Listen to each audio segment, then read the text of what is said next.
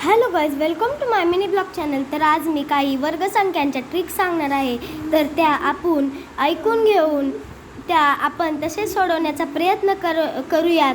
तर 2चा वर्ग काढण्यासाठी आपल्याला 2 गुणिले 2 बरोबर किती येते, तर 4 येते। 4चा वर्ग 2चा वर्ग हा 2चा वर्ग 4 आहे।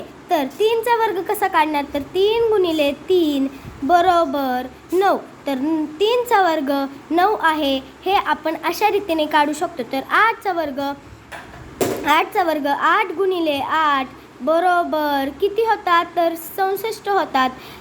8चा वर्ग हा 64 आहे। तर 9चा वर्ग कसा काढणार, तर 9 गुणिले 9 बरोबर 81। तर 9चा वर्ग हा 81 आहे। आणि 11चा वर्ग हा तुम्ही कसा काढणार, तर 121 हा 11चा वर्ग आहे। बरोबर 11 गुणिले 11 किती येते, तर 121च येते। म्हणून 11चा वर्ग 121 आहे।